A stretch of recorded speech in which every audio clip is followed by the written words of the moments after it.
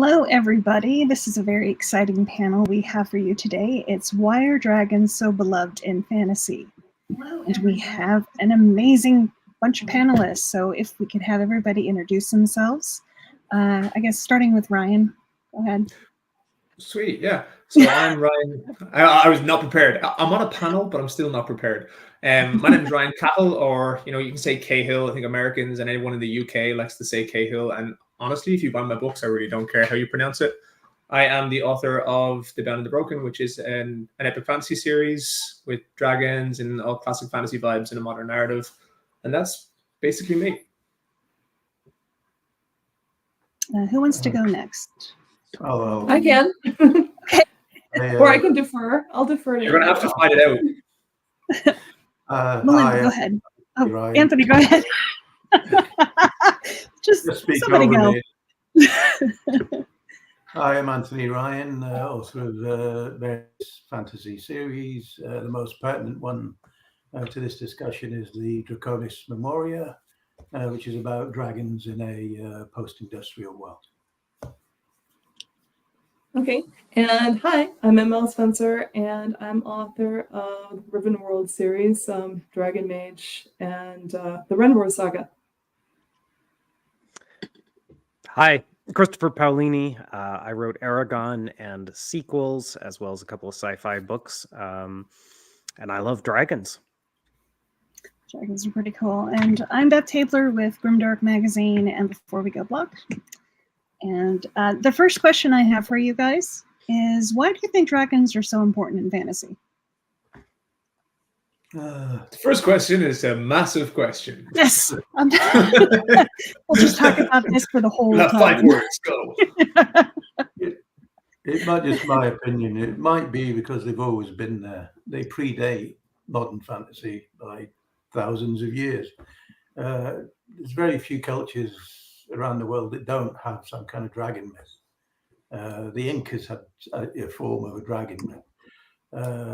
So did the Romans. So, just pretty much every culture has some equivalent to dragons. And as far as anyone can tell, they never actually existed. I think they form a kind of massive Rorschach test, if you like. You look at them and you see what you want to see.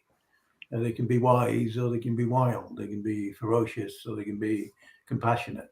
You can project onto them whatever you want them to be. And I think that when it comes to writing fantasy, it's a very useful thing. Is my take on it. Okay, I was just double checking because I don't know if I have a time delay or not, so I don't want to talk over anyone. But yeah, I think like really the same as Anthony. I think it's dragons kind of mythologically and historically like represent power and ancient wisdom, and when you go back further, more traditionally, like man's biggest foe, like the great power that you have to face and overcome. And then as we kind of spin the narrative and you go through more stories, become more modern, you see how that's turned, and we don't just have the evil dragon that knights have to slay. We have the dragon riders, and we have the dragons that become, man's savior and not just man's enemy. And it means so many things. And I think it's kind of like, it is the hallmark of fantasy almost. You don't need to display anything else. If you show a dragon, everyone knows you're in fantasy, and unless someone's done a complete genre flip and you're now in urban fantasy or sci-fi.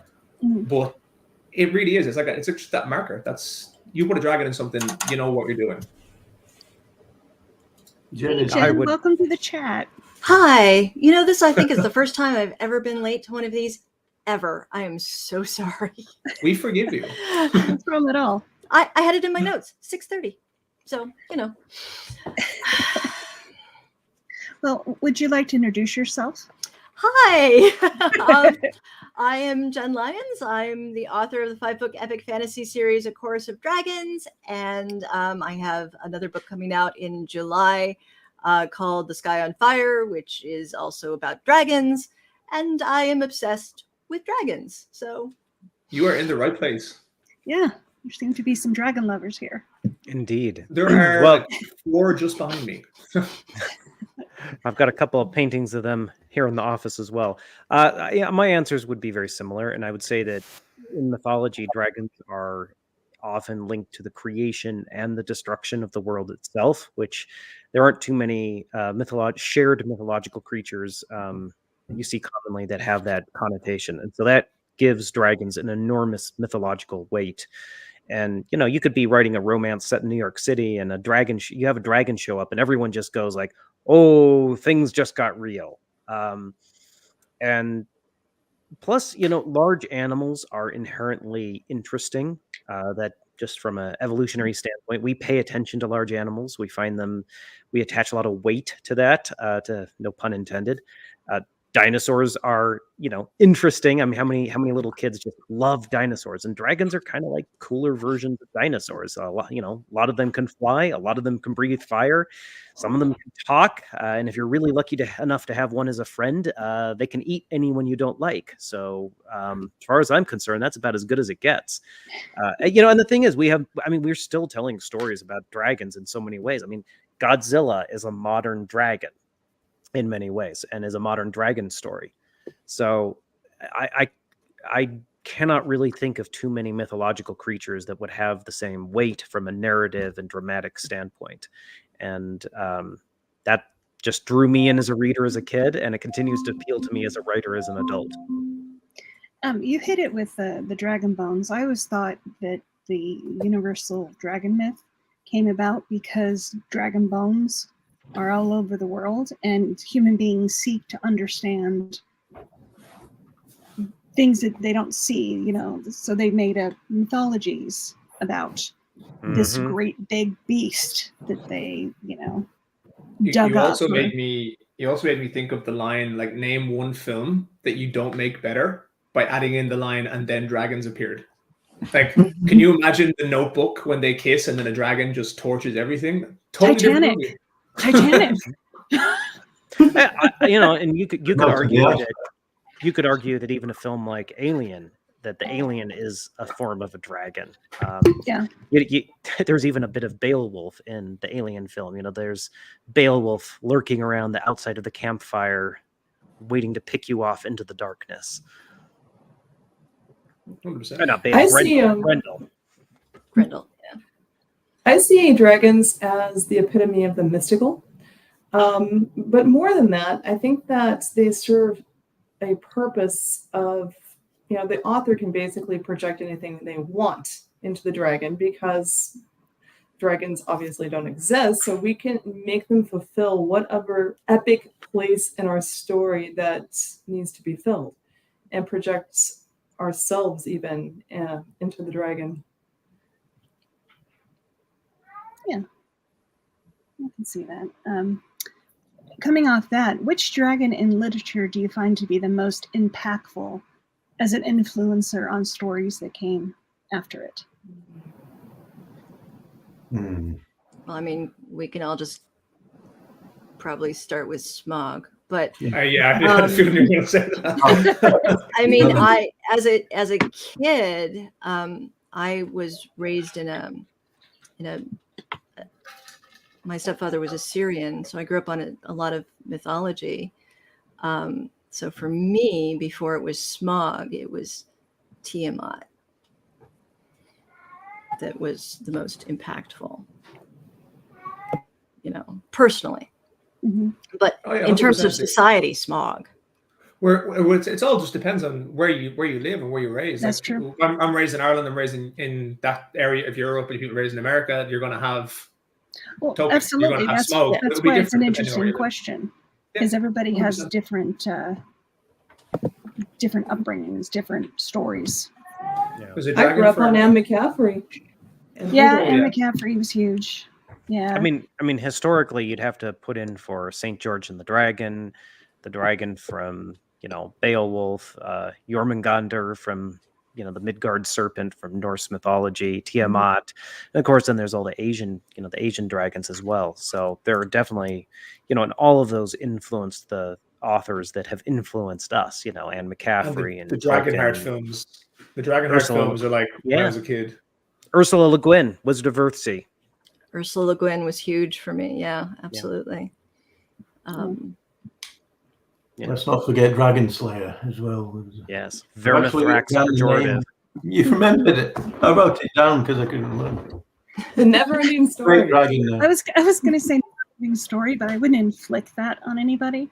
Like I have an entire generation, part of an entire generation, that was damaged by that movie. So What was damaging about it? the horse. The horse. Come on. I did a convention with the guy who played Atreus in that film, and yeah, he was an interesting guy. Yeah, but I'm actually getting sad thinking about it, right? Yeah, just think about the luck dragon. You know. Don't cry on camera. Don't cry on camera. There we go. Yeah, everybody's saying in chat, the horse was traumatizing. Yes.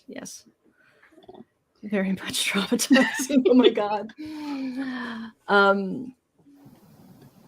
I mean, you touched on this earlier, but I think if you go back and you actually there was a huge span of time where dragons really were not terribly popular in the modern mindset, or in the mindset of the age.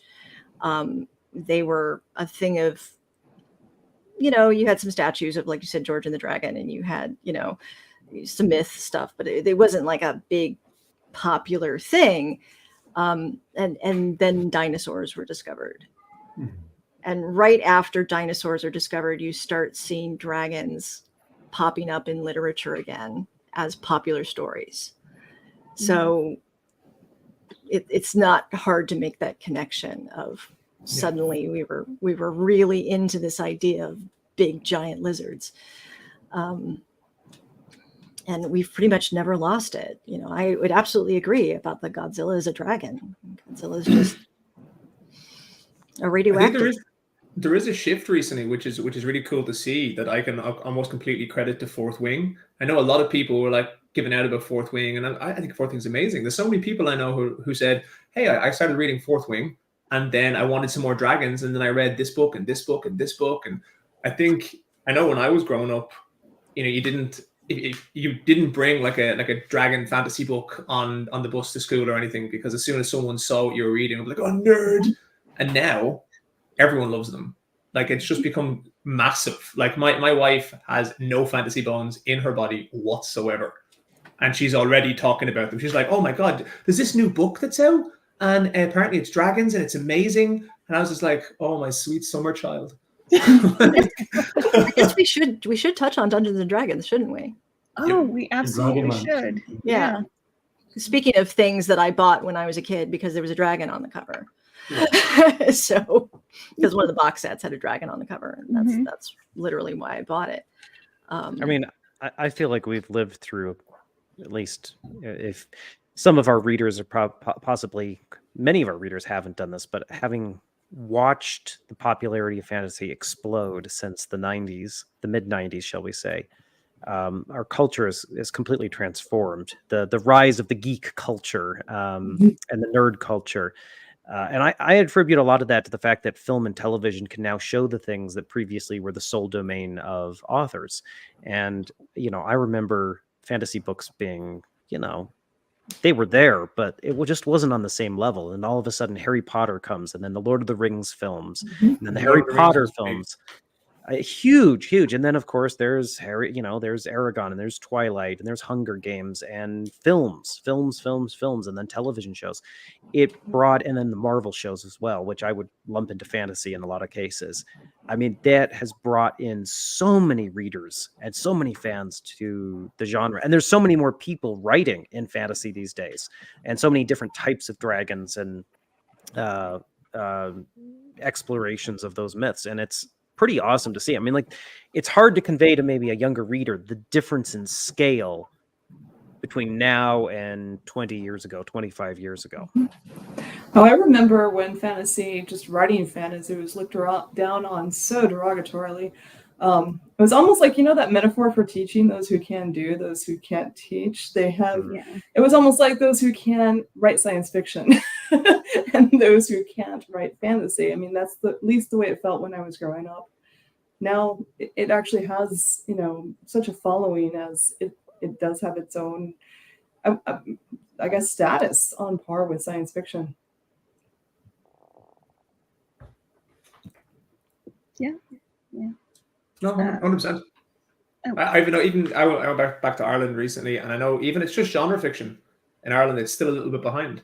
I think genre fiction back home is still kind of looked at that way, not by people reading, like general readers going into bookshops, but more from a media level. There isn't any coverage on genre fiction writers. It's always on that kind of contemporary modern fiction that gets all of the plaudits all across the media in Ireland. And when you look at like the top Irish authors back home, you don't usually see a lot of fantasy authors. You see the likes of John Connolly in there, and a lot of kind of thriller writers and that more contemporary kind of fiction. So like I noticed that when I was over in the States, at least, that there was a huge difference. Genre fiction was picking up a lot more traction, and hopefully I see that everywhere else too. I think it's kind of the same in the UK as well. Part of it might be in the U.S. we don't have the same cultural traditions that a lot of places have in elsewhere. Our country is not that old, comparatively speaking, and we draw from so many traditions that I think as writers we feel free to shamelessly pillage from everything. I was just in Stockholm on book tour for my latest book, and I've sold a really large number of books proportionally in Sweden. I'd never been there before, and I was kind of curious what their thoughts and feelings were on it, given the fact that I have shamelessly pillaged Anglo-Saxon, Scandinavian mythology for my own work. And it was very much what you were saying, Ryan. Most of their authors, they said, native Swedish authors, don't write using their own mythology.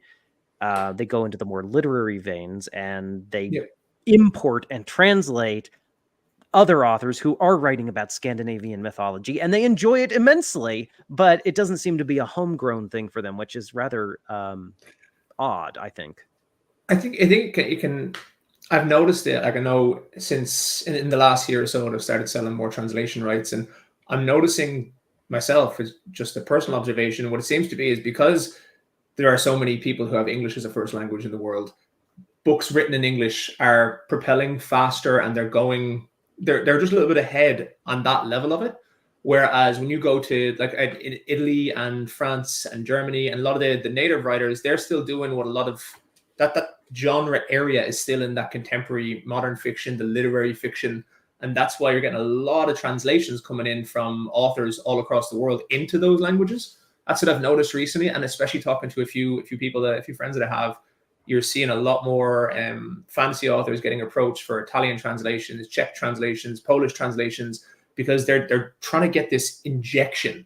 They're trying to capitalize on that massive influx of fantasy all across the world, and especially with dragons recently. Like I can just see so much of it, so many books getting translated into different languages now that maybe hadn't been approached over the last 5 or 6 years. Yeah, no, I would agree. I was really stunned at how many languages my books got translated into and was not prepared for, was not expecting. And I was indeed shocked. So it's pretty cool to think about, though. I love that concept that people are trying. Your book is going to be in multiple languages, in some cases tens of languages, some cases hundreds of languages. It's amazing. Yes. I actually got married in Portugal in June. So I was actually just there. So it sounds like the answer is yes and already done. And we'll do again if you want me. Well, let's talk about your guys' own dragon creations in your novels. What was the inspiration for each? How you approached the dragons in your books? I'll go. Okay. Don't sound so upset about that. I suppose I'll go. If I have to. I think with my series, there's a lot of themes I wanted to explore, and I didn't want this series to be swords again. It's more modern, it's technological, it's a post-industrialized society. And I wanted to put dragons in that society, but put them at the heart of it. And having the dragons have blood that causes It gives magical gifts to a certain proportion of the human population. It was a way to put them at the center of things. And the world, that particular world in the Draconis Memoria, is the dragons are like the worms in the Dune series. Everything is economically dependent upon them, which of course gives you a lot of dramatic potential when you suddenly take it away and kick over the car, as it were. And also, whilst I wanted them to be recognizable as dragons, I didn't want to do what had been done before too much. I mean, inevitably you're going to mirror certain things that have been done with dragons before, but I didn't want to, just do another Dragon Riders series, or have them be, because the dragons in my series are in some ways sentient, but they don't talk. They're not sage, wise dragons. I wanted them to be real world animals to a certain extent. So yeah. I remember actually reading when I read The Wake of Fire for the first. Oh, I'm getting huge amounts of feedback. I'll let you continue because I can't hear anything. No, I'm done. Anyone else, please? Hold on, I'm going to switch this over. Oh, that's better. Okay, that might work. Yeah, no, I remember reading The Wake of Fire for the first time, and what I really loved was that dragons were just as valuable and as powerful as every other book, but for a different reason. And I really loved that. I was like, they have just as much of an impact on the world, but not because of the reasons we're used to thinking. It's not because of their fire. It's not because of their devastating strength. It's because of what they give someone else completely, and it's taken from them. It's not given. And I thought that was a really, really cool aspect of the story. Just wanted to jump in because I really enjoyed that book. No, I'm glad you liked it, man. But no, please, anyone else, please feel free. I'll jump in. My main character in my series is neurodivergent, and he spent his childhood feeling very socially isolated, and just kind of just alone, and nobody understood him. And I wanted the dragons in my book to be basically an entity with just empathy, just complete empathy for him, and somebody that he could kind of just get from what he never really could get from people in his childhood and in growing up, and just someone that understood him and would be with him to support him no matter what. So that's what my dragons represent. Jen? Yeah. So I have two different series about, well, I have a series and I have a standalone novel, and they're very, very different dragons. I always write about dragons. It's just a thing. But the first series, A Chorus of Dragons, the dragons are forces of nature. I wanted them to be almost more like kaiju than what we typically have dragons being like, more of the, Tolkien-esque dragon falls down and squashes a mountain kind of thing. So, there's this very limited number of dragons. They're personifications of destructive natural forces. They're just devastating. And I wanted to deal with some of the consequences of that.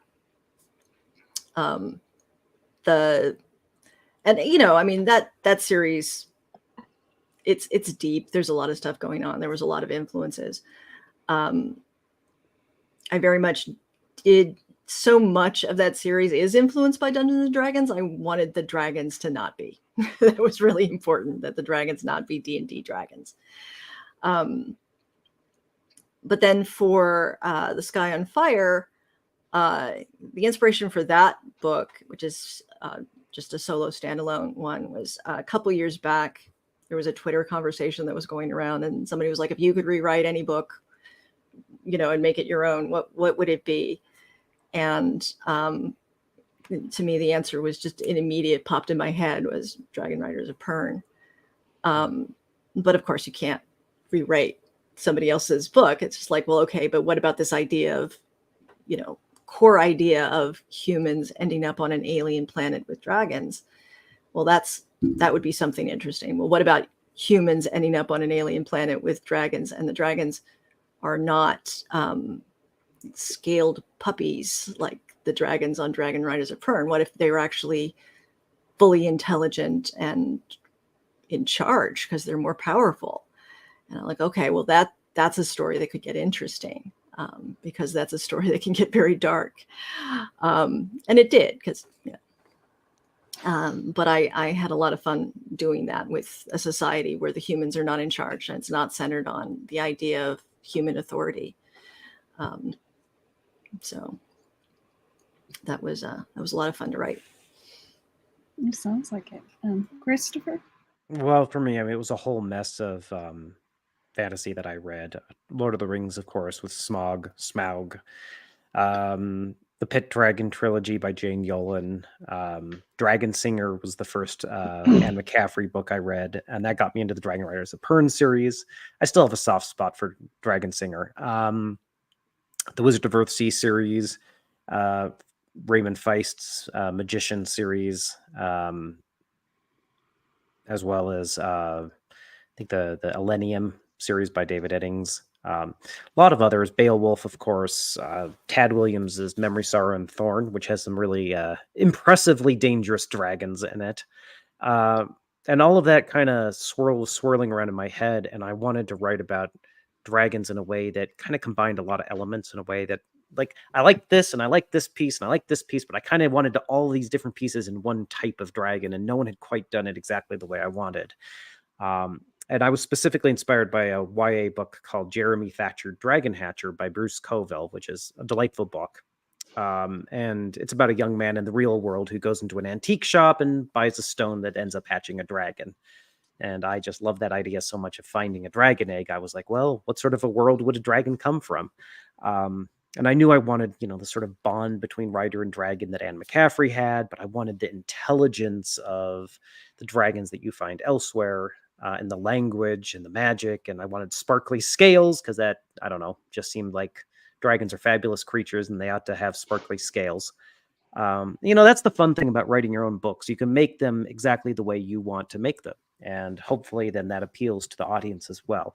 And I'm sure someone has read our books or other people's books and is sitting there going, I like what they did, but I really wish they'd included this one element, or I wish they focused on this, or it's missing this. So my advice to you would be, go write your own book now. Show us something new.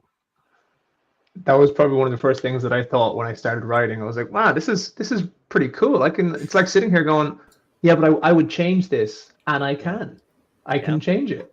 We want to see your dragons. Absolutely. Yes. Well, yeah, I think I'm the only one left, but I think for me it's kind of the same as. Oh, sorry, Beth, were you saying something? No, I said that's because of your speaker. So yeah, please go ahead. Oh yeah, no, yeah, I think mine kind of is the same as I don't. Is it Chris or Christopher? Because some people get particular. Christopher. I used to sign my emails with Sweet. Chris, but then I made the mistake of including the T one time, and my best friend never let me live that one down. That's absolutely fantastic. Mine's the same as Christopher. I was looking at when I was writing. I've always just been obsessed with dragons the whole way through. Like Naomi Novik, I read Eragon and Lord of the Rings and Anne McCaffrey, and I've just always loved them. And I think when I was writing them, I really wanted to create that bond, but I wanted them to be beast-like. I think, which seems a reasonably popular thing now. And especially with kind of like the Game of Thrones dragons, I want them to be formidable, like they're nuclear weapons. That's what I want, but they're also, they might have a bond with them, but if you piss it off, it will eat you, and it's kind of the way I was looking at it. And when I always imagined them, I've always imagined, it really annoys me when people go, that's not a dragon, that's a wyvern. And I'm like, they're made up.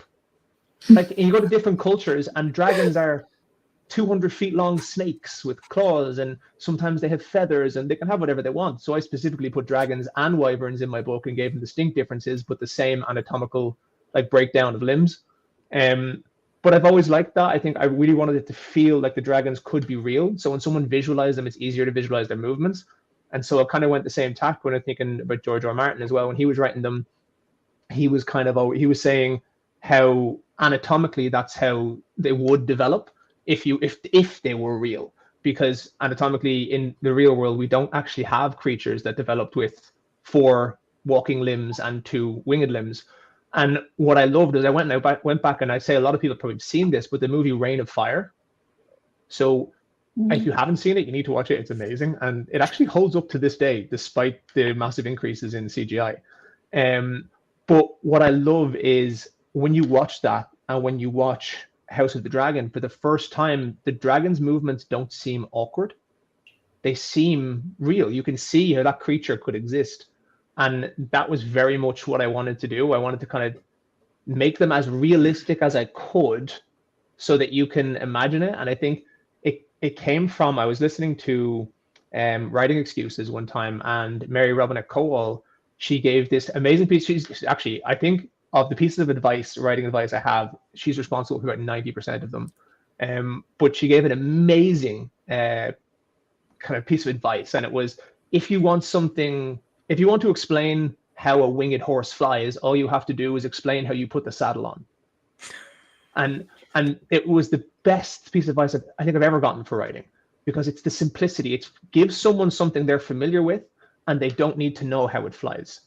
You know, they can see the saddle. And for me, with dragons, what I wanted to do is create that familiarity of movement and the familiarity of an animalistic nature, and help it feel like it's part of the world and do some of the heavy lifting for me, so I don't have to kind of come up with any other convoluted methods.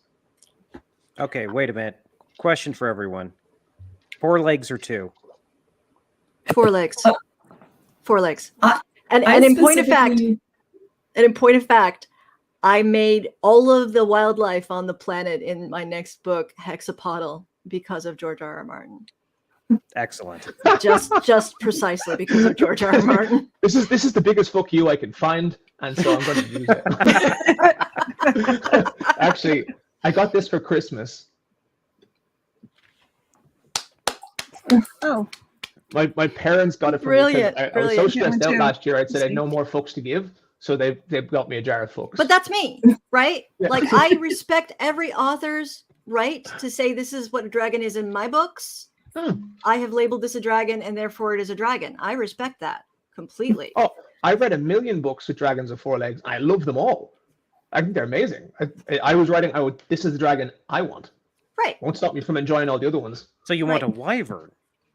Oh, you watch it, Christ. And if you're talking about Asian dragons, you know, They don't have a legs. completely different thing. Yeah. It's fine. I'll tell you what, in my books, I never actually say whether my dragons have 2 or 4 legs. On the cover, unfortunately, 6. I had to go with one or the other. But I never say, because I really wanted the reader to project their desire, their love of dragons onto my dragons and use their own imagination, I guess. They'll do that anyway, I found out. It's true. I have one of my friends. He read the book the first time when I started writing. And he was talking about a character, and he said, "Yeah." And then I saw he had his brown hair, and I was like, "He's blonde." Not to me, he's not. And that was the end of the conversation. Doesn't matter. He's like, it is what I want it to be. End of. Yeah, one of the very first questions I was ever asked about A Chorus of Dragons is, can you ride the dragons? To which I said, oh, hell no. No, do not try to ride those dragons. That's a terrible idea. But I remember how excited how much that person wanted to be able to ride the dragons. So. They'll end up very dead. There you go. There you go. Which is funny because on the cover, there's only 2 legs. I had to actually flip a coin and go with that one. I actually asked the cover artist to do whatever you want. Do what comes to you. And he portrayed basically a wyvern, but yeah. It's a dragon. There's a comment here mentioning the memoirs of Lady Trent, the first one of which is A Natural History of Dragons by Marie Brennan. Fantastic book. Marie trained as an anthropologist at Harvard, I believe, so she really knows her stuff, and really enjoyed that book. Great cover, great book, and she writes some great books on world building as well. Yes, those are great. Yeah, I cheated. I just have a dragon head. So, on the cover of my first book. So same. I'm telling you nothing. You're going in, you're going to find out how many legs they have. Melinda, you could just have the dragon peeking over a hill. You can't see the bottom half of the body. Okay, now I'm picturing like a gopher, but don't go with me on that one. Gopher dragon. Who's the guy that like leans over the fence and you can only see his little nose? Pretty sure that's a golden retriever. Are there certain aspects about dragons that the readers expect? Like things that you want to hit personality-wise that readers would expect from a dragon? Or is it just open season? Like it can be anything now. I think it's open season. Like if you look at Quenby Olsen and her Miss Percy's pocket guide, that's nothing like any dragon you've read anywhere. It's closer to How to Train Your Dragon in that, and that has become so popular because the way she writes and the humor she writes with, and you can do whatever. I personally, I think you can. I think it depends on expectation. It depends on the promise you set by the cover and everything else. Like if I have my covers and I have like my blurbs, and then you get Quenby's dragons, people will be pretty upset. If you have Quenby's covers and you get my dragons, you'd be upset. Yeah.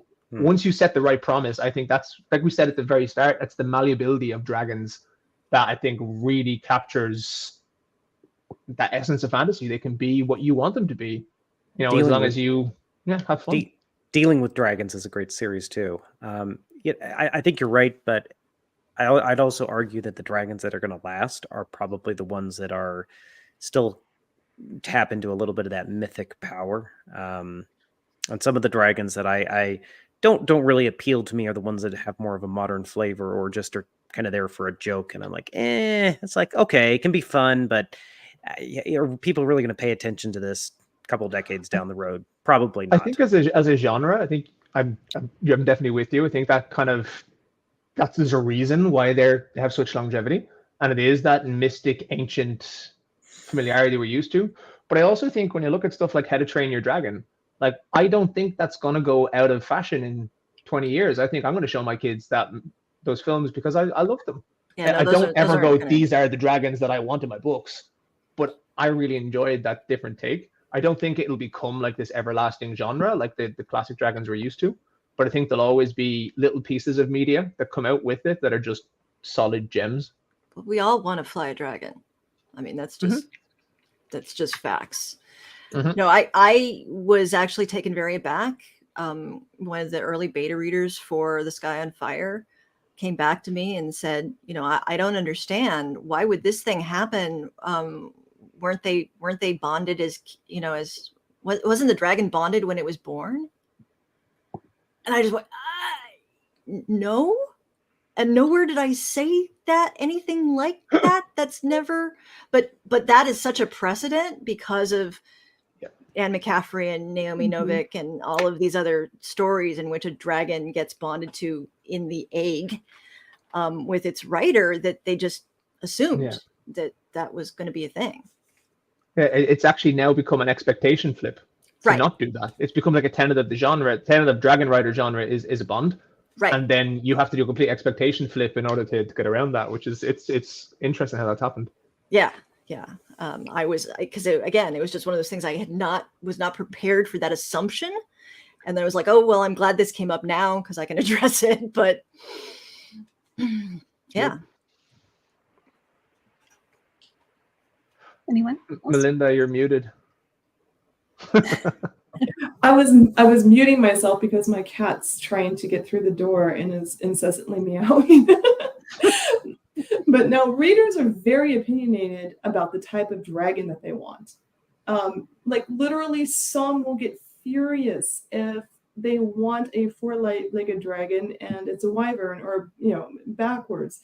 Some will get very angry if there's not a bond. So I just think that people want the type of dragon that's for them, and that's the only kind of dragon they want. That's why I have my jar of fucks to give.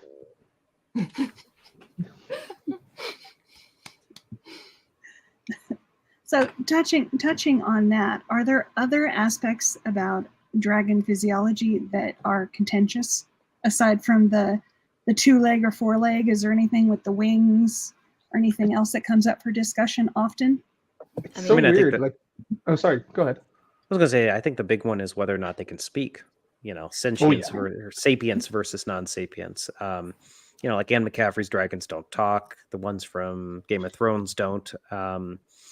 And that's a really big decision because that really shapes how your world works and how your characters relate to the dragons.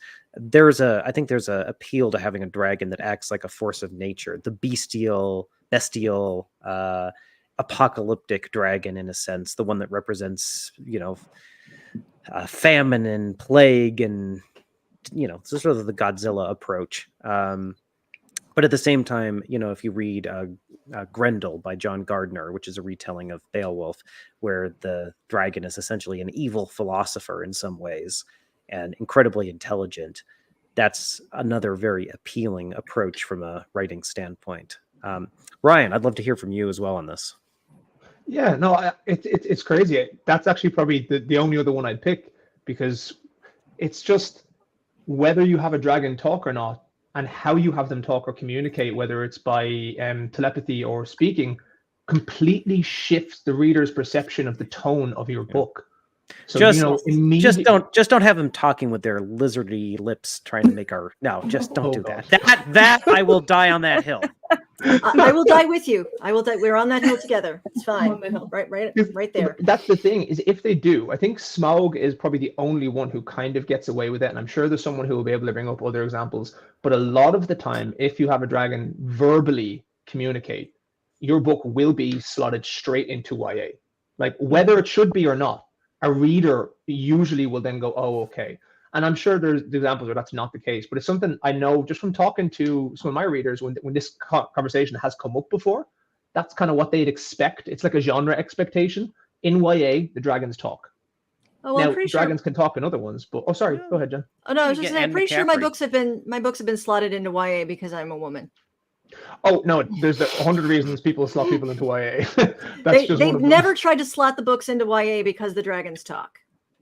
I have seen Jay Kristoff's books put into YA a lot, and like the Empire of the Vampire, and that is not YA. No, it's not YA. Like in any way, shape, or form. But no, I just mean more how dragons communicate and whether they verbalize or not has a big impact on reader expectations of the tone of the series. And I know for me, what I wanted, I kind of based, this is kind of, I think people already know with my series, is I kind of based how dragons act and behave off my Border Collie. Because basically it's that like a really high level of sentience and intelligence, understanding, comprehension of themselves and their impact on things, but they can't speak. But like a dog, like a partner, they are very much, they're bonded to you, not just by magic, but by literally being raised with you and being loyal to you and having an extremely strong sense of loyalty. But as opposed to being like a world-ending machine. But at the same time, when they are angry, these things get very big, they breathe fire, and they will kill. And I very much have it. So in the series, in my series, there are dragon battles. There's dragons go to war. And the whole point that I've wanted to portray is usually in a war, they hold the dragons back, because when they go, they will rip each other to pieces. Two dragons do not fight with one leaving alive. Right. If that happens, it's rare. And if 3 or 4 are going to fight at the same time, bodies are going to crash. You get the impact on the battlefield. If a big dragon falls, thousands of people are going to die. And it was very much what I wanted to do. And I think taking away the communicative abilities can make it easier. Like there's definitely ways to do it. Like Christopher does it really well with Eragon as well, with thoughts. But if you take it away, it just makes it a little bit easier to communicate that kind of bestial nature. Brian Naslin's dragon books also do a really good job of having a more animalistic depiction of dragons. But I'm reminded I'm reminded of there used to be a well, there still is where I used to live, there used to be a feline conservation center. And I remember one time going there, and one of the keepers had a jaguar that she had raised from a cub. And this jaguar loved her to bits. And there was obviously this very, very close bond. But there was one time she was in the cage and she made a move towards the toy that the jaguar had. And the jaguar just turned on her. And the look on her face was very much just like, I got to back away here because I'm about to get my throat ripped out by this animal that loves me. Right. But some instincts are so hard you can't get over them. That's if you've ever tried to take food from a border collie, you'll see the same thing. Now, Anthony, what about you? Well, I think something you always run into if you're trying to depict dragons as real world animals is how do you actually get them to breathe fire as a biological process? And there's been various, attempts to do it from, I think, there's an old cartoon I'm blanking on the name of, but the dragons in that would eat coal and digest it and then, regurgitate it as fire and that kind of thing. I don't know if anyone reads or has read 2000 AD, but they had the Slain series and that, which had dragons in it. And they had a really clever idea of the dragons would mix different gases in their stomach and then basically burp them out, but they had two bones in their throat that would spark and like the gases as they came out. Also, that was a clever solution. My solution is just magic, which is easy. I love that solution. My solution is no solution. Don't even address it, and it's just kind of assumed, and nobody's ever asked. Birds Now fly, they probably dragons will, breathe fire. Yeah. But the other thing is flights, because one thing with a lot of CGI dragons, I find the wings are always too small. Mm-hmm. You need massive wingspan to get a body that size off the ground. And, I noticed with the fell beasts in Lord of the Rings, they didn't skimp on the wings, which I was quite happy to see. They had a wingspan of a 747 or something. Real world physics. If you're gonna have them fly, they need to have very big wings. Anthony does not like skimpy wings. No. Fair enough. I mean, I too will always retreat to magic because I'm not a fan of trying to give them hollow bones or, make these sort of anatomical changes that would be necessary to keep them aloft through biomechanics. So magic. I have the privilege of living in a part of the country where quite a few dinosaurs have been dug up. In fact, not too far from my house, they dug up I think it was a Brontosaurus. And the big museum near me is in Bozeman, Montana. The Museum of the Rockies has one of the best dinosaur exhibits in the world.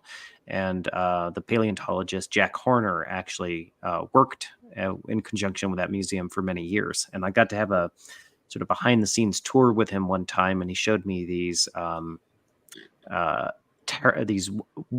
bones from the wings of a pterosaur, a huge animal, and the wings were so fragile. And he was talking about the ratio of the wings to the body size and the weight they could actually lift and everything. And you either need some massive genetic engineering or some magic to make dragons actually possible. His thing that he was trying to get going was he was trying to get private funding because he'd done research and discovered that if you turn off a couple of genes in a chicken, the chicken gets scales and teeth and a tail. We're not making dragons. Don't do it. No, they're little. It turns them into little velociraptors. Yeah, little velociraptors. Yeah, and he wanted to market them as pets. So I don't think he ever got that off the ground. Have we learned nothing? No. It turns out nothing. Skynet kills us. It's velociraptor chicken chickens. velociraptors? Yeah. No. Look, anybody who has raised chickens can tell you, or have been around chickens, that there's They're not. terrifying. They're terrifying. There's really very little difference between. Now As give someone them who grew up- natural armor. As someone who grew up in rural Montana, when you are a 5-year-old boy and you are confronted with a very large, angry rooster, full-grown rooster in a farmyard that is nearly your size, you might as well be facing off with one of the raptors in Jurassic Park. It's that level. I mean, they got the spurs on the legs, and it's coming after you, and you're like, you know, and your parents are off in a house somewhere, and even if you call for them, they can't get to you that fast. You're suddenly in Jurassic Park. It is survival, and I've got a couple of scars to prove it. Have you ever played the game Fable? It was on Xbox ages ago. And it's like that. The first thing that reminded me of was Fable and kicking the chicken.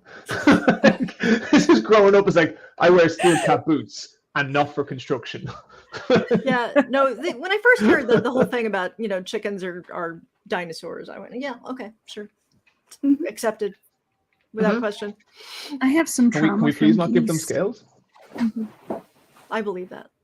Childhood trauma from geese. Geese Geese are are awful. terrifying. Geese are vicious. Yeah. Geese are awful. It's like, okay, we're going to have a panel about dragons, chickens, and geese. It's all interrelated. All right. I now want a pair of chicken kicking boots just because it sounds cool. Chicken kicker boots? Chicken kicking. I'm going to have somebody give out to me now saying that I kick chickens, but I don't. I never have. Just don't kick the chickens in Skyrim. No. Why don't you kick the chickens in Skyrim? I've never Because done it. all the guards and all of the villagers will attack you. Okay. They're a protected species. They're a protected species. Well, they're counted as being part of the village, so. Yep. Yeah. That makes sense.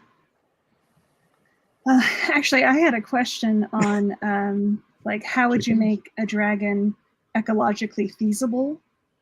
Like a giant dragon ecologically feasible? But I don't know if there's a way to even do that. With your Ryan, your comment on Rain of Fire made me think. Well, so that's the part, is that they're not like feasible in Rain of Fire. Like their consumption will kill the world. Yeah, they're going, but they have thousands. There's like the difference in, like, I think in a lot of our books, dragons are a lot larger as well, and that's where it comes into kind of like the whole idea of the ecological circle, in that there will only be so many of them because it's only so sustainable. Whereas I think in Rain of Fire, they're almost like a swarm of locusts. Yeah, like they will destroy everything through consumption and death. Which is really cool. I always thought that the only way it would work would be if dragons were kind of like whales, which are predators. So you can have so many very large predators, and it really depends on having enough biomass underneath them to support that. And I kind of look at, various reptiles and snakes where, especially as they get larger, they gorge and then they go into hibernation. They rest, they digest for sometimes months and months at times. And that kind of would, that could be semi-realistic, and it fits with some of the mythology. But, if you really get into really large dragons, which is always fun to write about. And Calagon is not going to be able to survive. No, I mean, really, even the physics of like supporting their own weight aside, let's say it's magic, or they've got adamantium bones or whatever and muscles, but then what are they actually eating? I mean, they'd have to go, pick up blue whales and down a blue whale every once in a while. It's really the only conceivable thing, or you'd be wiping out entire herds of everything. Yeah. A blue whale a day keeps the doctor away. When I did my world for The Sky on Fire, I did want dragons to be ecologically part of the system, although ecologically part in the system in the exact same way humanity is ecologically part of the system on Earth, meaning that once sentience and technology and civilization was reached, they start breaking things because they have more capacity to do harm. But even in that, I basically had to create a world with a lot of megafauna to support it, right? Like a lot of megafauna. So there's huge sections of megafauna both in the oceans and on land, and then you have dragons that spend an awful lot of time killing each other, so they're keeping the population down. before they started making laws and things. And, you know, and that made it sustainable, but it was a little bit of it took some work. It took some work to get that to happen. That's how dinosaurs existed, right? They had megafauna, or the brachiosaurus and stuff. But you don't want to be like the California lion that got so good at hunting that they wiped themselves out, you know. Yeah. Well, I think the complicating factor is that so many dragons in our books and other books are intelligent, really intelligent. So you have the double whammy of a very large predator who might also have human level, if not more, intelligence. And then you really got to start wondering about the impact on the ecology. It's like, well, okay, maybe the dragon just takes a large valley and sees a couple herds there. And so it carries a couple boulders over and blocks off each end of the valley. And now it's got its own private ranch, and you're going to live and grow there and get eaten occasionally, and the dragon's happy. See, now I'm picturing Yellow Scale Ranch, like instead of Yellowstone. And the dragon has a cowboy hat and maybe like a walking stick. What do you think's under the caldera? Why do you think it erupts every so many tens of thousands of years? Obviously, only explanation. That's all I need right now. And what I'm reminded of is this thing that I was looking at. It was like a scientist trying to prove that the Loch Ness Monster could not exist because there simply is no way that there's enough biomass in Loch Ness to support such a top-level predator. That's just maybe it's like a water feeder. It's friendly. It's friendly. Yeah. Yeah. No, I mean, I think it is when I was a kid playing Dungeons and Dragons, right? You know, there would always be somebody who's like, what was this ancient huge red dragon at the end of this dungeon? How did it get there? What was it eating? What was it? You know, because there was always this giant dragon that made no sense because you had no idea how it could possibly be surviving, let alone, you know, like often we forgot to give it away to leave. So it was just stuck in this giant room with a door that was too small to pass it. So that was always details. These are just details. Details. It's fine. It's fine. It existed for us to kill it. Yeah. Do you think that urban fantasy, paranormal romance, and others have influenced how the public views dragons? Because they've kind of adopted dragons as romantic leads and stuff into paranormal romance. You just got to be careful of how sexy your dragon is, especially after Fourth Wing. You know, when the dragons get horny because their riders get horny, and I think it's definitely going to have an effect. I think that came from Matt McCaffrey. Now, when I start thinking of like paranormal fantasy, the first thing that comes to mind is like those like human shape-shifting dragon, like I don't know, harem fantasy things. I mean, oh gosh, it gets ridiculous. It's Melinda, real popular.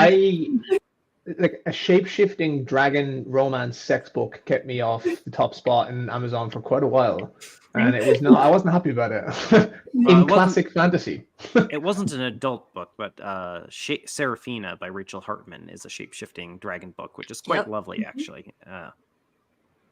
Speaking of shape-shifting dragons, we were actually having a discussion about this before we went live. Malazan, Books of the Fallen. Yeah, absolutely. Very much so. Lots of shape-shifting dragons. I mean,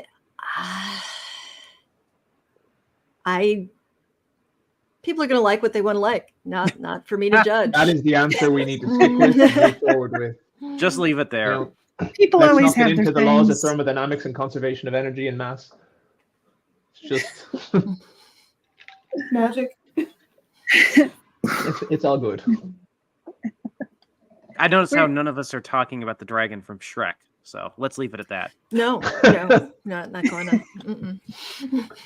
Dragon and donkey babies. Okay, they were adorable though. So they were really cute. Yeah. There's also a dragon in My Little Pony. Also, for anybody who's got. I never called this I dragon. didn't realize that. Wouldn't that be My Little Dragon? Spike is a dragon. Hope I'm getting this right. It's been a few years watching My Little Pony with my daughter. Yeah, because they have the ponies, and then they have Spike. You don't have to say it was with your daughter, Beth. It's okay. It's a safe space. Safe space. Actually, I have a pony somewhere. Mattel accidentally created a My Little Pony. They call it Derpy because the eyes are going in different directions. I actually have one of those. That's, Oh my. Oh, yeah.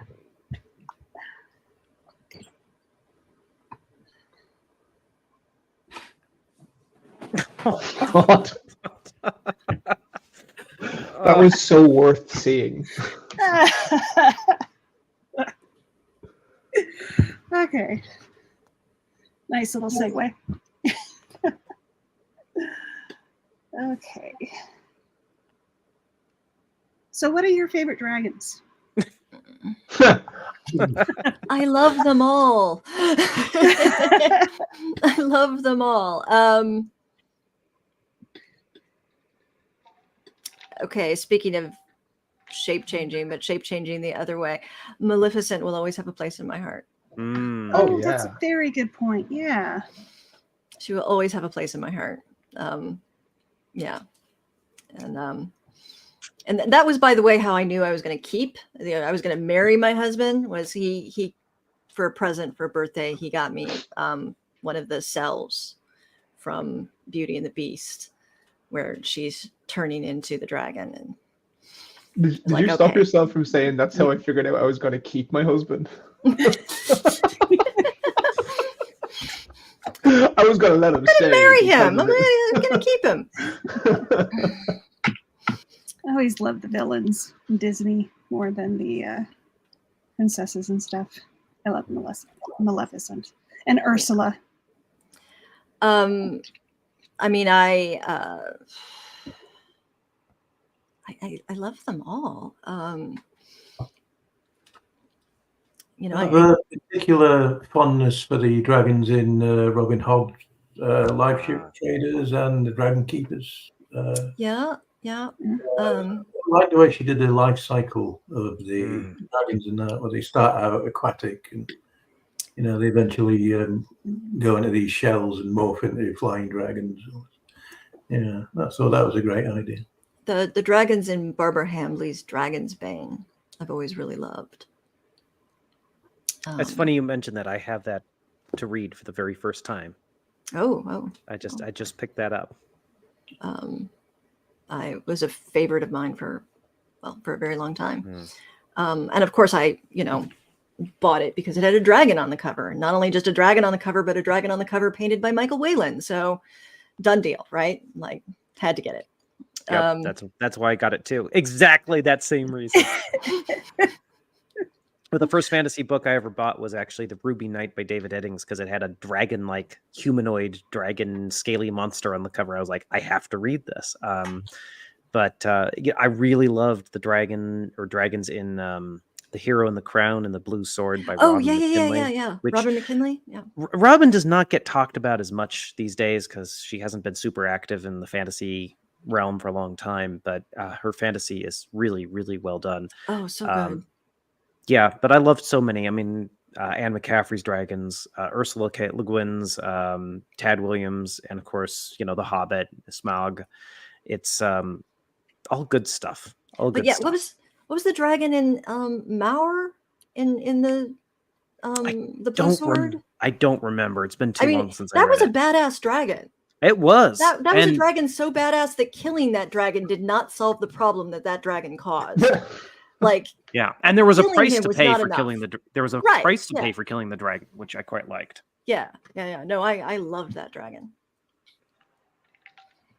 We should mention Terry Pratchett had dragons as well, of course. Oh yes, of course. Yeah. Was it Lady something who ends up marrying Captain Vimes? Is a dragon breeder. Remember rightly. I think at the very least, what we've done is everybody who's watched this stream is going to have an endless list of dragon books. And I, for one, am just very happy we've put that into the world. It's good. It's good. Well, I have two that I really like aside from all the ones that have already been mentioned. Naomi Novik, the Yes. Dragons of Tremere. Temeraire. Temeraire, yeah. Temeraire, yeah. And then in urban fantasy, do you guys know Rachel Aaron at all? No. I've heard of it. She wrote Heartstrikers, which is a wonderful dragon series, dragon families fighting and stuff. I remember when I read the first one, the Temeraire one. I read the one. I was like, I love this book. I gave it to my friend, my best friend, and he read it. He loved it as well. And then like a couple of years passed, and he was like, "Did you know that's a series?" Back before we had all the discoverability of Amazon, the book comes out. I only know it's going to be a series because I go back into the bookshop and I see it. Right. And he was like, "It's a fucking series." And we both went out and bought like every book in the series right then and there and just sat down and read them. And I just loved it. Every time someone mentions that series, my heart just lights up. I love the world building. Yeah. It's so cool. Well, that's it for my questions. Do we have any questions from the audience? Anything anybody wants to ask? A lot, I think. There's definitely been plenty. Yeah, there's been plenty. But there's a lot of comments. It's mostly just comments. And, toothless, different books. With How to Train Your Dragon, I forget if was it the first film or the second film that had that giant dragon that they had to defeat. That was a proper apocalyptic dragon. As long as we're adding to the TBR pile, Evan Winters. Oh yes, Rage of Dragons. Yes. Rage of Dragons. Yes. Those are cool dragons. The only issue I have is there's not enough of them. I remember reading the start. That is a valid critique. I'm reading the start and I'm going, oh my god, this is going to be amazing. Incredible book. I have it over there, just up there. I think the second shelf up. Yep. I have it over there. Love the book, but I was like, I want more. I want more of these dragons. To answer that question, I have seen people rush across crowded convention floors to get to my line because they knew nothing about my book except it had a dragon on the cover. Yeah. I think if you have a dragon story and there's not if the dragon's a big part of it, 100%. Really be missing a trick not having a dragon on the cover. Although it could be fun to write a book where you don't let the reader know there's going to be a dragon in the book, and then you pull a dragon out, a surprise dragon at some point, and that could be effective. I'm honestly waiting. That's what I was saying earlier. Like, give me a film that isn't better by, and then a dragon appeared. I'm waiting for a film that I do not think a dragon's going to be in, and then it just wrecks shit. I actually did that on my previous series at the end, like the absolute climax of the book. No spoilers, but a dragon just appears, and I don't know. I think an epic kind of climax. Oh yeah. You know the old Raymond Chandler quote about if you don't know what to do in a story, just have somebody walk into the room with a gun. Yep. Dragons. Yes. For fantasy 100%. stories. Yeah. See one. Oh, sorry. Go ahead. There's a question here. Someone says, "What about the new Griffins instead of dragons thing?" That's what I was going to say. Yeah. I mean, Griffins are just kind of hodgepodge together. Dragons are better. Griffins are cool, but I've seen loads of books. I've seen loads of books now, new ones, where Griffins fight dragons. That someone asked me a while ago. They're like, "What do you think about this?" I was like, "Well, considering the flammability of feathers, you're gonna want some serious." Look, what they said is like, "How many Griffins would it take to kill a dragon?" I was like, is this a question? All of them? They are literally made entirely of flammable material. Like, you're going to want some great world building. I don't feel that's a fair fight. No. Unless we're talking about some sort of magical griffin, And you know one thing that's never talked about enough with dragons and how they hunt and eat is just how bad it would smell if they went after a flock of sheep. Do you know how bad burnt smells? Oh, awful. I mean, the stench would drive off every creature, every predator, every human in probably like a 20-mile radius. But you know what? It actually makes sense. You know how they like say like one of the reasons why we evolved like intelligence was our capacity to actually cook our food, and dragons have that and the intelligence. So maybe that's why. That's right. You did have a griffin fighting a dragon in the Well-Favored Man, but magic griffin doesn't count. You need something to counter the fact that you're literally flammable. Your entire body is flammable. It would just have to be magic feathers. Elizabeth Wiley, by the way, for Well-Favored Man. Yeah, I mean, like I'm sure all of us have seen the fantasy paintings of like a knight in armor with a lance on a horse facing off against a dragon. Now, to be fair, a lance, yes, letter Kenny, a knight with a lance moving at a decent speed and a horse galloping will have enough kinetic energy behind it to punch through just about anything. I mean, it could do a lot of damage, but any decent sized dragon would move so fast and be so strong, and you wouldn't have a chance with a lance. You'd need a giant crossbow. That'd be your only. I do like how they did that in. I know we don't speak about Game of Thrones when it gets to like the last 2 seasons, but I do like how they had that little play when Daenerys attacks the Lannister army. And Jaime Lannister's on a horse and he just charges at the dragon like you see in all these epic things. And it's kind of put as a like, you fucking idiot. And the dragon just launches fire and he's only alive because his own man just knocks him into the water. I do like that. It was like, even he knew, everybody knew. It was like, you see this in all the films, all the books, and it's like, no, that's a bad idea. Yeah. There's no way you're winning here.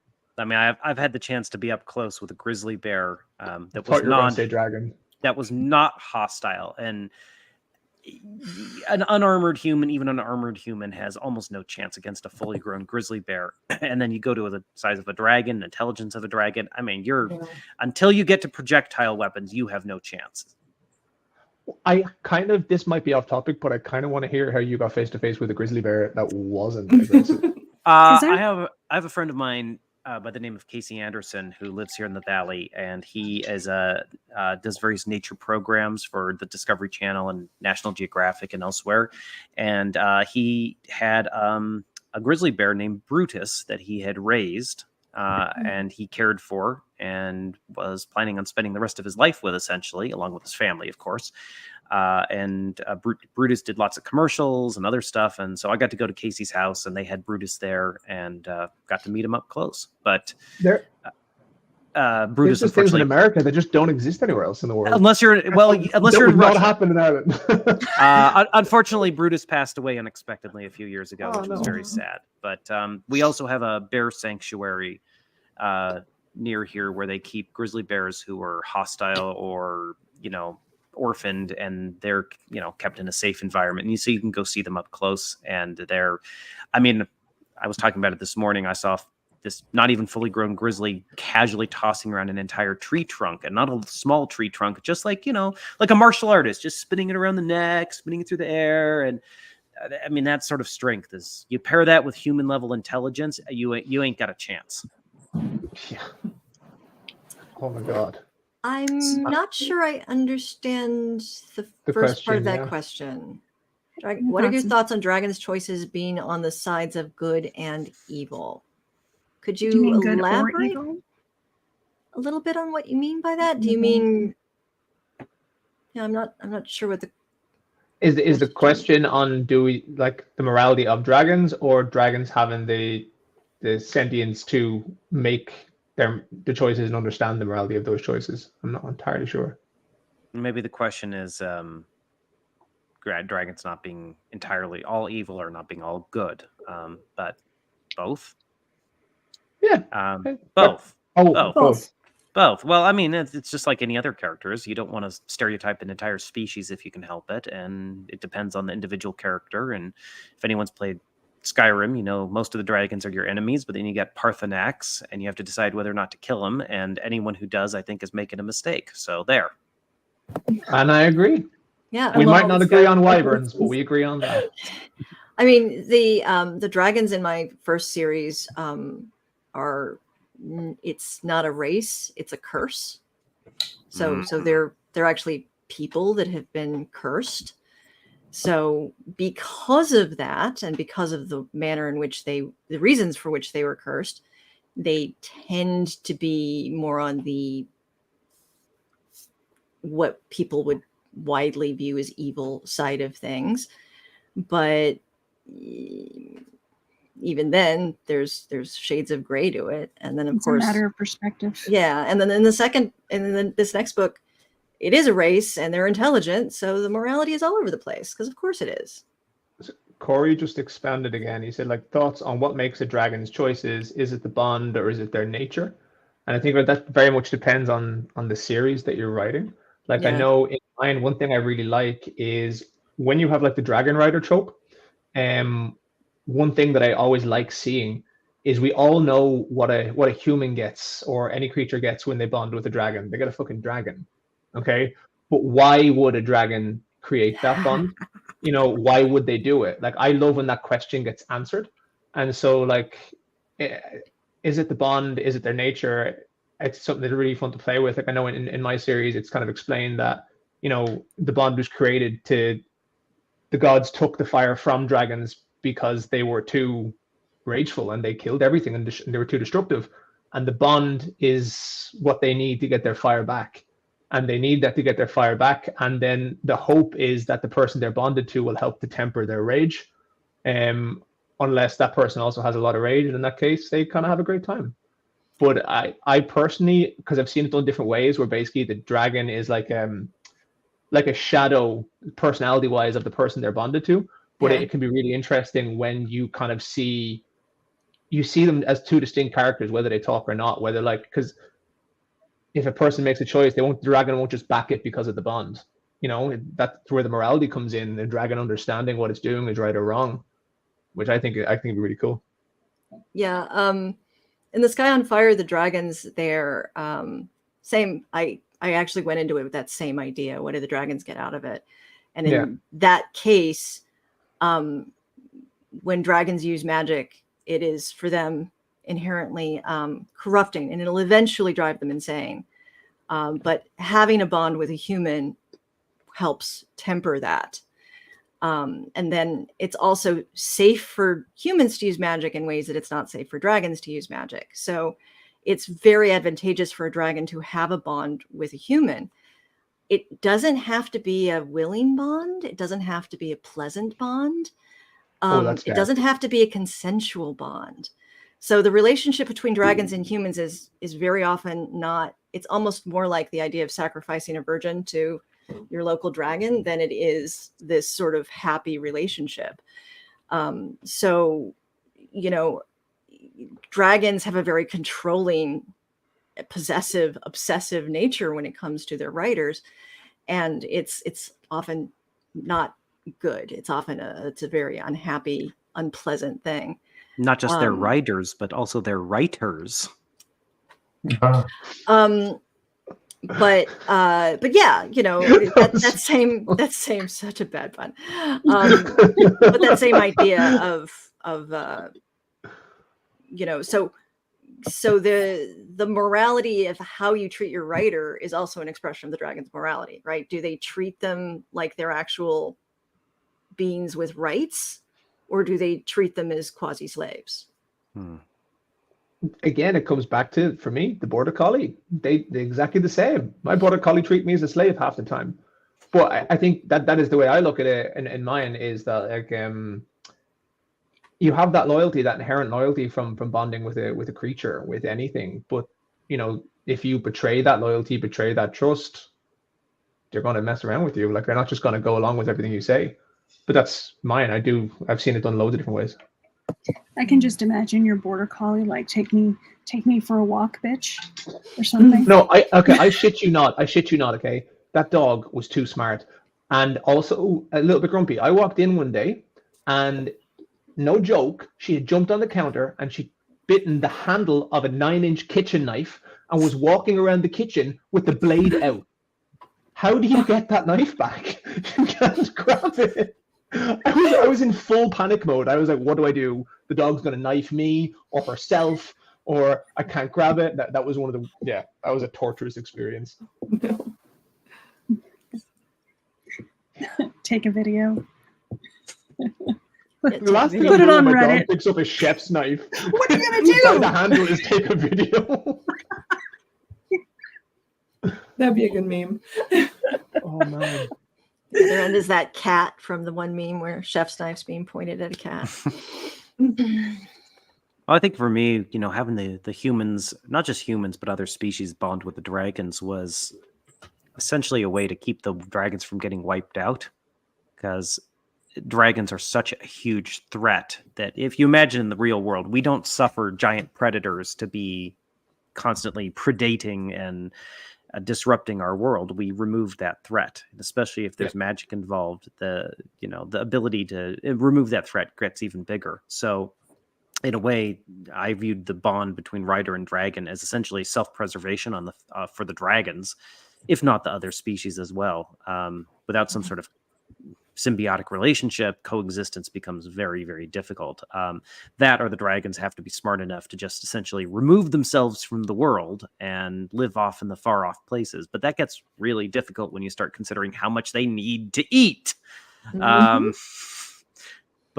I think I remember reading the Live Ship Trader series, and I remember the end of that, spoiler alert, where it's become clear that true dragons have returned now.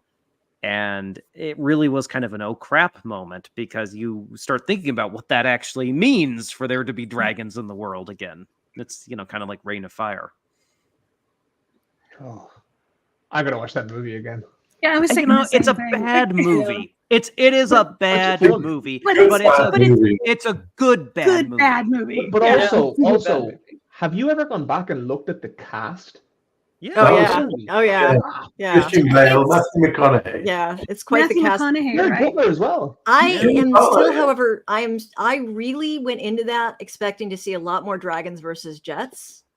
Yeah. And I am I did. I really thought there would be more dragons fighting jet fighters. I'm disappointed. Yeah. They just hung out in the castle most of the time. They made a sequel, that might have been. They made a sequel. Recently? Actually, I think they did make a sequel. Oh It no. was straight to video. I've never seen it. I think it's very good. That was I recently found out one of my favorite modern horror films, complete tangent, is 30 Days of Night. Yeah. And I think it's incredible. And I found out recently they made a sequel that was disastrous.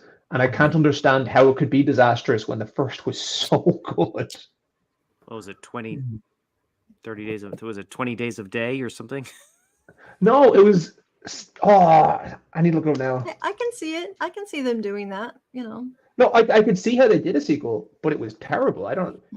Dark Days is what it's called. But yeah, they changed all the characters and recast people, and apparently it was terrible. And I can't bring myself to watch it because I have such affection for that film. Well, have you read the book? I actually haven't. I haven't read any horror books. I need to. The book is excellent. It was a graphic novel, wasn't it? Yeah, it was a graphic novel. Yeah, it's kind of done in the style of Sin City, Oh, that's sweet. It's exactly how I like my vampires. Not sparkly and willing to absolutely rip you to pieces. Yeah, then you win. That's Yep. Well, and the dragons in the Harry Potter books were pretty good. Excuse me, in the Harry Potter movies were pretty good. We just didn't really get to see enough of them, I felt. Yeah. Agreed. But then I always want more dragons. Whatever. More dragons. It's an interesting one, actually. This is a question that just popped into my head because it's one that I had a challenge with. When you're writing, okay, and when you're writing fantasy and you include dragons, and especially in a dragon rider fantasy, depending on how many there are there, it's actually quite a difficult thing to not solve all your problems with dragons, and you need to come up with narrative reasons why it's not possible. And that's actually a real interesting craft thing. When I'm writing, I have to sit there and I'm like, okay, well, I'm going to have to do something in this world because, he can literally just go and burn all of these things down.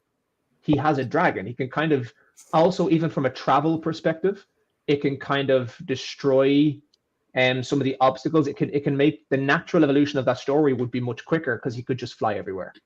And so, Well, but that's not That's not the worst thing in the world in one sense, because as the last No. season of Game of Thrones proved, no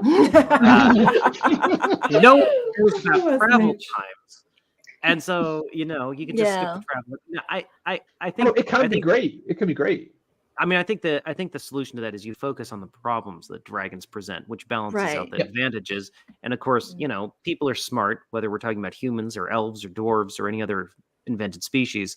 If dragons were real, you'd come up with counters to them, whether it's a bunch of giant ballistae, on your walls, or building domed fortresses, or building underground, or you would come up with solutions, and it would negate those advantages. And the other one, that's always my issue with like writing fiction with dragons in the real world, is if it's a slightly more modern, then you have to ask, well, why isn't everything different in history? Like if dragons were a constant part of our world, architecture would be different, warfare would be different, politics would be different. Well, no, politics would be the same. What am I saying? But it's the other one that comes up. Sorry, go ahead. No, just agreeing with Christopher that's actually. I mean, it's a different panel, but the how magic would really impact the evolution of AU stories is a whole panel. Oh, well, that's an off-topic question there. Who wins in the fight? So out of left field. Look, I'm enormously fond of Eragon, and he does have magic at his disposal, but we are talking about a man who literally killed the Greek pantheon and then the Nordic pantheon. So I hate to say it, but I think Kratos has it here.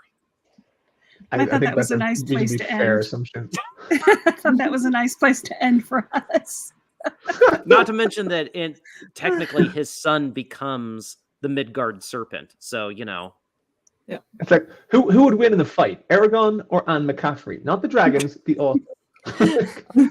Well, look, Anne McCaffrey gave me my first blurb. So that's like a dream kind of thing. Yeah. I have to go with Anne That's McCaffrey a hard there. flex, Christopher. It is. But well, I don't know how you're feeling about today, but Anne McCaffrey gave me my first blurb. Well, I tried to repay it because I was on tour for my second book in Europe, and I ended up in Spain, and I was talking about Anne McCaffrey, and they were like, "Oh yeah, she's been out of print for ages here." And I talked her up so much while I was there, they ended up reprinting her books. And I got to blurb her books in return for the Spanish edition. So at least I was able to sort of pay it back a bit. That's pretty, yeah. I really want to get a nice edition of Dragonflight. That would be lovely to put up on my wall. I used to have a signed leather-bound edition of one of her books. Nice. I gave it away. Stupid. Heresy. Somebody needed it more than me. Well, it has been an absolute pleasure. Yes. I have a couple of young kids that I need to go help get some food in them, so I'm going to have to sign off. But this has been a delight, and talking about dragons is always fun. 100%. It's one of the topics I'm very happy to talk for an hour and a half on. Yes. It's a pleasure meeting all of you. Again, apologies for coming in late. Thank you all for being gracious about it. Of course. I'm late for everything. Thank you to all the wonderful people watching along at home, and all the great questions. That's what makes this so much fun. Thank you guys. Thank you guys so much. I had a great time. Absolute blast. I'm also in the future right now, by the way, and Sunday is looking great for you guys. That's right. Good to know. Thank you. Thank you. Just in case you are worried. Before I sign off, I'll just say that if anyone wants to find me on social media, I'm on all the usual platforms, usually by my name or last name. And if anyone wants to keep up with my work, they can find me on Paolini.net or on the sci-fi side of things on the Fractalverse.net. Cool, man. And again, thank you to all of you. Alas, like I said, I got to run, kids. So it was a pleasure. Hope to do it again soon sometime. Same. Bye. Bye. Where can we find you guys real quickly? That's important. I'm on most of the different social media places, usually as Jenn Lyons author, with the exception of Instagram, where I believe I'm Jenn Lyons and Tigers. And then you can also find me. My website is just www.jennlyons.com. So I actually tagged you on Instagram before this, and then that name came up, and I thought, oh, did I accidentally tag a zoo? And then I had to go back and check. Yep. It took me a lot longer than it should have to realize that it was lions and tigers. Yeah. I'm not proud of that. Mel, go ahead. Where can we find you? I'm at mlspencerfiction.com, or again, any of the major social media platforms. Usually I go by ML Spencer Author. Believe it or not, there's another ML Spencer in the world, and she got to all the places first. Rude. Very rude.